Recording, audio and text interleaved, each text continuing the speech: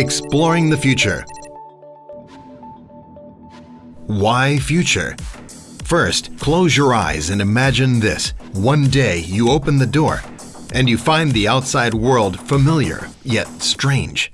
You take a look around and find yourself in a familiar place. The only difference being, this place has been covered with futuristic buildings and objects. Yes, you've traveled forward in time. Like many time travelers, you made it to the future. It's just that you aren't the only person in this world. There are other time travelers here just like you. How do you plan to survive in a world like this? Alright, now open your eyes. PUBG Mobile has brought you to the futuristic Erangel. Let's embark on this future journey together. Actually, this story is where PUBG Mobile version 1.5 originated. One day, our creative team leader asked us a very interesting question. If you traveled back in time one day, how would you survive? All kinds of answers were given. Then the team leader asked a second question.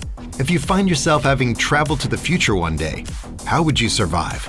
Nobody made a sound. Suddenly, someone said, "Then let's make a futuristic game." This person is none other than PUBG Mobile's producer, Rick Lee. After some time, Rick raised his own question. If PUBG Mobile became futuristic, what would it look like?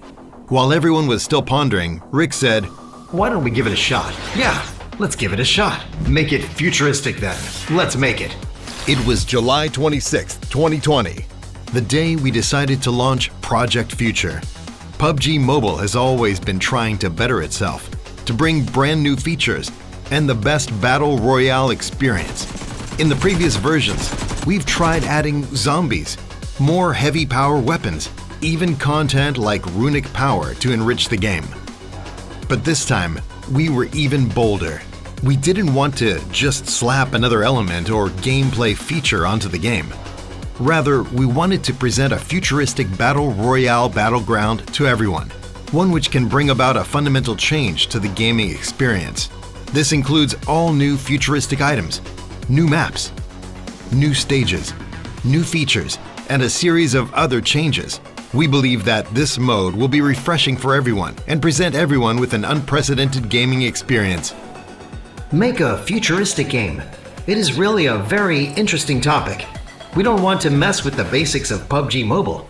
Instead, we want to build on the Battle Royale game mode and showcase a new futuristic side to PUBG Mobile. We want to see what players will do, what everyone can do to survive this futuristic Erangel, Rick said. In the early stages of this project, a question was on the mind of everyone in the studio. What does PUBG Mobile look like in the future? There's no one right answer. How the future looks like is different for everyone.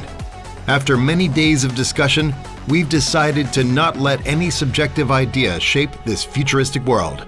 Rather, we'd explore the future of Erangel from the perspective of an observer. There are many games on the market with a futuristic theme, but it's not easy to create a futuristic battleground that properly belongs to PUBG Mobile. We plan to develop Erangel by sticking to its original narrative design. We aren't creators, but explorers, recording the gradual evolution of Erangel and features that every important area should have. Therefore, after the direction of the project has been confirmed, we didn't start modifying Erangel right away.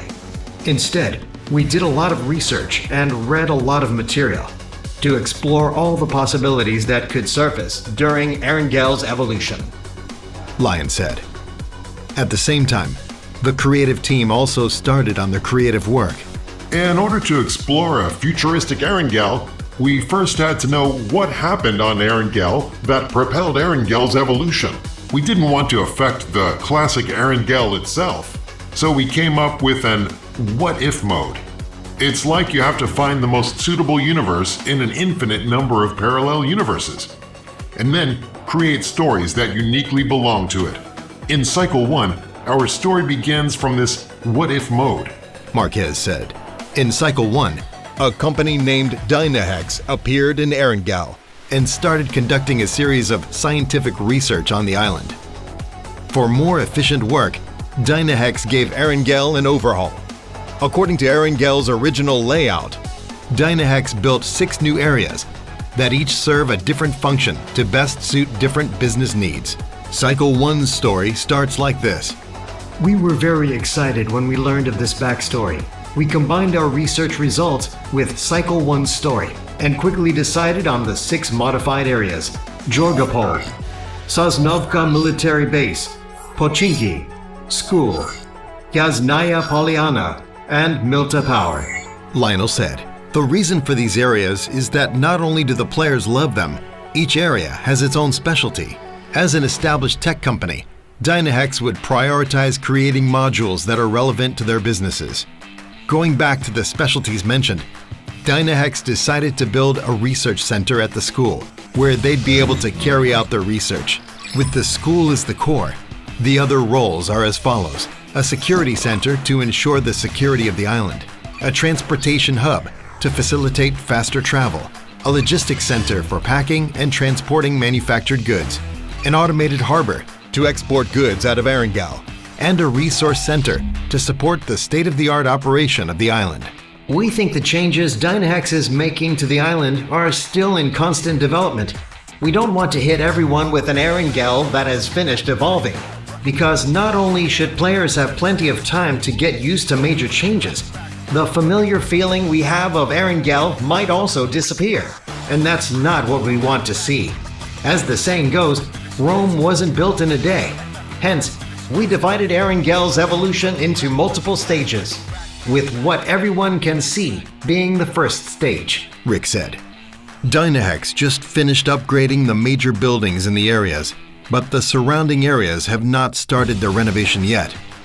So we can see that it is an ongoing process starting from the center and radiating outward.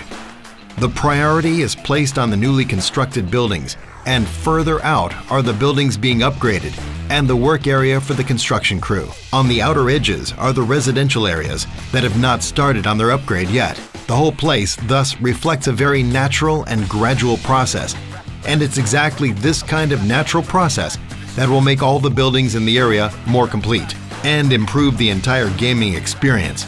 After deciding on the 6 major areas, the second question was raised. How should the 6 areas be upgraded?